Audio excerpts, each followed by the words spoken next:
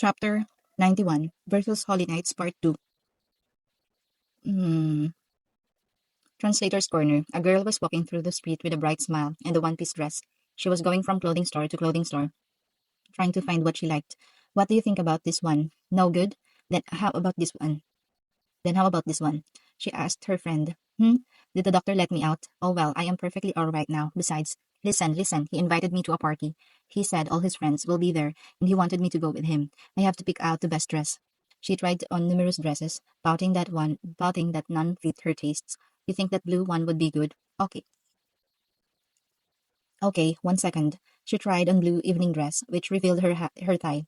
Though it was long due to the design, it was relatively easy to move in. She approached the cash register and handed the cashier a card. I would need to see an identification.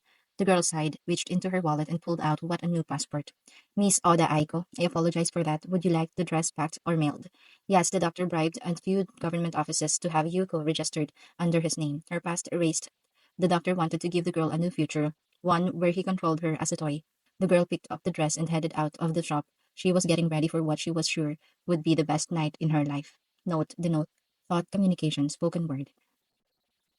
Saint Demon Confrontation Arc, Chapter 91 versus Holy Knights Part 2. At the same time, as Arnawood abandoned himself to a desperate struggle, every other Division 2 abandoned any hope of being able to set up a barrier. For example, let's see how one squad fared. That auburn-haired team captain Grenda. Her squad was smoothly setting up the barrier, and suddenly they saw a single young lad walking towards them. He was strolling in their direction, his blue hair parted by two horns. These horns signified him as a non-human being. Grenda clicked her tongue, left the setting up of the barrier to her adjutant, and readied the squad to engage. Are you also the city's denizen? Though it was obvious, she asked in order to buy some time, and though she didn't expect a response, correct. Let me give you a warning. Peacefully sit down and wait. If you do, no harm will come to you, you know. That's the best outcome for you lot, he said, completely looking down on them. Grenda snorted and rebuked the offer. In the first place, you can't make a deal with a monster, and there was only a single one before them. Though he seems like a high-ranked ogre, he would hardly be a threat to them. Ogres tend to favor combat focusing on raw strength. They slaughter their enemies by wielding heavy weapons with their brute strength. Furthermore, these are also individuals who can protect themselves with incredibly tough muscles and high regenerative abilities. Ogres are adventurers, natural enemies, but they are the Knights Templar, not a group that could possibly lose against an ogre. They have never seen an A-ranked ogre. The monster before has an appearance of a particularly weak ogre, but he carries the air of dominance around him. Chances are, it's a named unique monster. Its confidence must come from the fact that it's among the strongest beings in the forest. If so, they needed to teach it the strength of the Templars, like teaching a frog that has never left its birth swamp how wide the world is, so that it would never look down on them again. Well, we will kill it here so it won't have the chance. Drenda thought, closing her eyes. Attention. Single target, danger rating A. 3 members, dispose of it. She had thought to wait until her subordinates set up the holy barrier, but there was only a single enemy. It didn't release a powerful aura, so its danger rating was rate low. That rating, however, decided Grenda's squad's fate. You are being careless. Aren't you looking down on your enemy too much? As soon as the 3 knights approached the lad, the scene turned hazy for a split second. And passing right through the knights, the lad continued to leisurely stroll. Why did he pass the knights? No, the knights have already collapsed. The moment they were in range, he had completely immobilized them. These 3 powerful knights were rendered defenseless in a single moment. What did you do? You bastard, what are you? She heard her adjutants cry out, and an intense feeling of deja vu assaulted her. She was remembering what Commander Hinata has said so many times, and the enemy before her emitted strength that could make you despair. At this point, she understood the meaning of Hinata's warning, but it was far too late. Shadows creeping from behind her have already disabled her entire team. Completely expressionless, a group of lads with identical face disabled them and disappeared. It seems that he had cloned himself and encircled the enemy from the very beginning. Just like Hinata, the moment he warned them the battle had been decided, he did not look down on them at all but prioritized results. Grenda lost. I could tell you my name, but it's a pain. I have a reason to keep you alive. Tell me everything you know about the church. I'm currently studying torture, so if you don't answer, I'll be experimenting on you. Of course, feel free to resist. Now then, what will you do? I don't care either way. The lad muttered, completely uninterested, his expression unchanging. Coupled with his beautiful face, the scene filled Granda's heart with fear. Resistance is futile, so will she choose to talk or to die? Then she noticed that he had left all her friends alive. Maybe if she were to choose death, he would offer the same to every one of them. Thinking that, she decided to buy some time by choosing to be tortured. Torture me or whatever you wish. We shall never bow before a monster. Granda said as if she were giving up. She drew her blade and filled it with spiritual energy. While thus awakening her spiritual weapon, she confronted the enemy. Even if her strength wasn't enough, she would at least satisfy her pride. The blue-black-haired beautiful lad Zoe looked at her with a slightly displeased expression, and sighed at her foolishness. I see, you chose to resist. I care little about ranks and such, so I'd rather you just tell me whatever you know. Faster than he could complete the sentence, Grenda moved. Her sword quickly pierced the body before her. But perhaps she cut only at clone because the enemy simply faded away. Grenda understood if she couldn't find his true body, she had no hopes of victory. Now then, let's begin the torture. Let me know when you decide to talk. A sweet voice whispered into her ear. Grenda intended to fight, but Zoe did not consider her as a being that could hurt him at all. And suddenly, Grenda felt waves of pleasure overcome her. Zoe had begun to stimulate her erogenous nerves with a thread. Rather than pain, a heavenly pleasure attacked her. Now then, I have sealed your ability to faint, so do talk before you go mad. Grenda struggled inside this hell of pleasure, but unfortunately, she soon gave up. Asterisk, asterisk, asterisk. As if threatened off the battlefield by Sean, Gobta, and Gabil, headed towards a small group of knights. At some point, Hakuro was running beside them, and so his shadow squad had joined. Don't hold us back, dearest brother. Who asked you to come? And you should make sure you don't hinder me. That was Gabil's and Sokka's exchange. Though they always seem hostile, everyone knows they actually treasure each other, only they themselves don't notice it. And after this exchange, they had finally reached their destination. The knights, too, felt a group of monsters approaching them and finished their preparations. They filled their weapons with spiritual power and were thus fully armed. Beware, those monsters don't seem like small fry. By Captain, there's 6 dragonutes among them. And those monsters that aren't wearing armor are ogres, right? No, though it's hard to believe those are not ogres. They are the fair Oni. Unlike ogres, they depend on raw strength. These unique beings utilize special abilities. Oh, sounds annoying, but their dragonute vanguard also seems to have unusual air about him. The knights discussed. The approaching monsters were surely the main force of the monster country. The captain clicked his tongue in annoyance, but even if they abandoned constructing the barrier here, surely another site would succeed. That just proves how well Hinata has read their plan. It's a good thing that their main force had come here. All right, I will defeat those large dragonutes. You two defeat the Oni. The other 5 deal with the other 5 dragonutes. Understood. Wait, didn't you forget about that hobgoblin? Captain Gregory gave the inquirer an incredulous look and so what?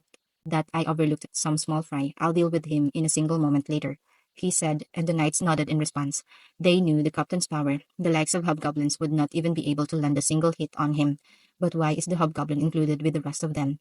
A few of them thought, suspicion growing. Not a single monster introduced themselves, nor did they intend to allow them to do so. Drop dead, you hindrance. How Yogeki-san, hiking spirit, beheading. Swinging his halberd, he fired a powerful shockwave at the monsters. The energy that escaped Templar Gregory's body intended to annihilate the monsters in a single striker. In addition to that, he fired the holy cannon from his hand, the bullets spiraling around the halberd's attack. The energy from the halberd and the bullets combined into a single energy bolt. This Yogeki-san was Gregory's secret anti-monster certain kill technique. This shockwave pressed on in a straight line as if light itself, right in the direction of Gabil and Sokka, who had already avoided the attack.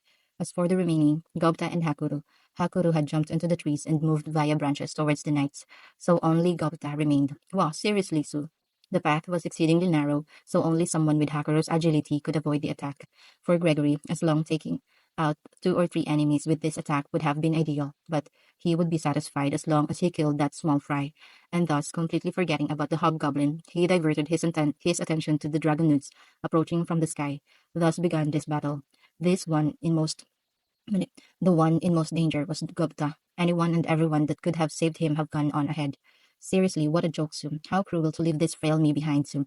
Gupta grumbled, preparing for an attack. Unlike the ridiculous department heads, there was little he could do, nor did he want to be treated the same as them. Excuse me, Wisdom King Raphael-san. It's an emergency, Sue. What should I do? Solution: if you individual Gupta get hit by that, you will perish. You should unite with the Star Wolf, slip into the shadow and attack the enemy from behind. Understood, Sue. Thanks for always saving me, Sue. Surprisingly enough, as long as a thought link was established, Gobta could communicate with Raphael, and using Raphael's calculations, Gobta immediately sprung into action. After uniting with the Star Wolf and diving into the shadows, he was able to avoid the shockwave, and in this state, he continued to move. He felt a great increase in his abilities, and his raw strength at least double. Without doubting Raphael's calculations at all, Gobta sneaked behind the knight who had attacked him. He was completely oblivious to the fact that this enemy was the squad captain of and one of the more powerful opponents. In fact, he blindly obeyed the Wisdom King's directions. Knight Templar Gregory by no means let his guard down. That is why he was able to respond to that presence. When he felt a monster suddenly appear behind him, he rolled forward to escape that place. Moreover, he was able to dodge the attack of the wolf's fangs coming at him from behind, and even launch a counterattack with his halberd. Gregory was surprised that the hobgoblin whom he had written off as dead a second ago had come out unscathed and attacked him. But on this field of battle, he quickly recovered and focused on the opponent. The thought that he had underestimated his enemy was now gone from his mind, and he deemed the one before him a worthy foe. Gobta and Gregory, without losing or letting each other gain a single inch, a violent battle erupted between the two. Since he traveled via the shadow, Gobta appeared amidst the enemy faster than anyone else. This surprised not only the knights but Gabil and the rest as well. Shadow Stepha, how disgraceful to think he could use the shadows better than we could. No, Gobta-chan is amazing. Yeah, he's stronger than us, you know. Toka and Saika responded to Soka's complaint. Though she had never heard anyone describe Gupta as strong until now, she knew he was not weak. Truly, the Monster Country Tempest simply had too many strong individuals. The extent of her Master Zoe's power she could not even fathom. She could hardly be surprised by him. Right, I guess we also need to show off our powers a bit, she said and took to the skies in order to fight off the soldiers who were advancing towards Gupta, thus effectively crippling their communications. Soka's group was thus able to fight the knights one-on-one. Gabil immediately set off to overwhelm the two adjutants, as Gregory's direct assistants by no means were they weak. But their choice of weapon failed them this time. The weapon which was meant to cut off the opponent's magic energy just couldn't pierce Gabil's natural armor. Though these knights certainly had other skills to use, Gabil himself was a first-rate warrior. Blocking Gabil's spear snapped their swords in half. Moreover, the knight's prided ability of using spirit magic without an incantation had no effect on him, so they couldn't gain an advantage by suddenly firing off magic at him. In short, they couldn't deal with any damage, and even the most pettiest of tricks, throwing sand in his eyes, wouldn't work due to magic perception ability. They were completely powerless. Gwahahaha, what's wrong? Is this all you can do? With this much, you wouldn't last even an hour of Hakuro Dono's training session, Gabil said, while freely playing with the adjutants. From the very beginning, Gabil had a resistance to the holy attribute and paid little mind to their spirit magic archive. Besides, they were inferior in sword skill and other physical activities. Thus, Gabil was a monster who could overwhelm two adjutant-class holy knights. Unable to accept the existence of such a monster, the adjutants decided to try to buy some time. As long as they could hold out until Gregory would cut down that hobgoblin, it would be their victory. It seems that these men have long forgotten about the fair Oni, who was no longer in sight. The rest of the squad too, though called a force that could crush 1,000 enemies by themselves, were barely able to hold back the Dragonauts, and thus the battle continued, with every group resisting their respective opponents. There was someone who overlooked this battle from the treetops, Hakuro. While looking at this scene, Gabil is having too much fun. Soka's group was able to find good opponents. If a battle is too easy, it doesn't teach you anything. Thank goodness they were able to find good opponents. Practice cannot teach one to feel danger. He muttered, observing their battles. Of course, should any one of them had wound up in trouble, he intended to support them right away. But that was clearly unnecessary. Gobtad, you bastard. If you can do that much, why were you running away then? But I guess he's doing his best now. It is all the guidance of our wisdom king Raphael-sama, he said with a satisfied nod. Everything was going according to plan. When Sean suggested they stage a fight with similar ranked people, though it was completely idiotic, Hakuro and Raphael decided to turn it into training. Though Hakuro could see Benimaru finding out about this arrangement later and demanding that they do the fight over. Truly, he hoped that Sean would learn the fear of pain. No, it's probably useless even if she gets hurt. He muttered and sighed. Now then, with regards to the plan, using the thought link, he could communicate with the Wisdom King. Chances are it was Raphael who had decided what abilities would be given to them. After having decided what kind of servants would most benefit their common lord Rimuru, at the present moment, without any doubt or suspicion, they fully depended on Raphael's advice. Though Raphael often saw no need to reply, this time Raphael did, and this carefully designed battle continued. With this, Gobta and Sokka's proficiency may increase, but Gabil's no good. He's having too much fun. When this is over, I'll work him to the bone. Hakuro muttered dissatisfied. But the pitiful Gabil did not know these things, and haughtily fought the knights. His fun times would continue a little longer. End of chapter 91.